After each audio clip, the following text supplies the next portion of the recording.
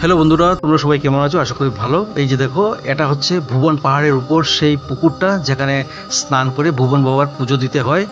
এই স্থানটা, এই পুকুরটা দেখো, অনেক পরিষ্কার জল।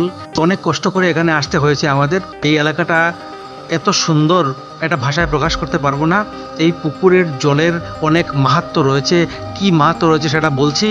এটা দেখো, পাহাড় থেকে প্রায় 1000 ফুট উপরে রয়েছে এই পুকুরটা, কিন্তু এই পুকুরের জল কখনো শুকায় না।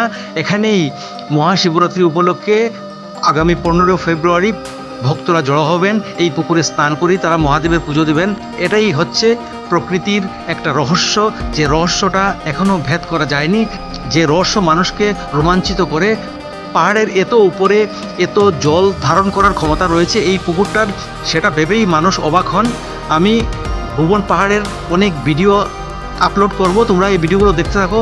আমি ছোট ছোট করে দেবো যাতে তোমরা এই ভিডিওগুলো উপভোগ করতে পারো। এখানে দেখো, জলটা এত স্বচ্ছ, নিচটা পুরো দেখা যাচ্ছে। আর এই জলের মাহাত্ম্য তো বললাম, এখানে জল কখনো শুকায় না, সারা বছর ধরে এভাবেই জল ধারণ করে রাখে এই পুকুরটা। আর এই পুকুরে স্নান করেই মহাদেবের পুজো দেন ভক্তরা। 15 ফেব্রুয়ারি অগন্তি ভক্ত জড়ো হবেন এখানে, তারা সবাই এখানে স্নান করবেন আর তারপরই পুজো দেবেন মহাদেবের। তাহলে তোমরা এই ছোট্ট ছোট প্রতিবেদনগুলো দেখতে থাকো, ভালো থাকো, সুস্থ থাকো। জয় হিন্দ।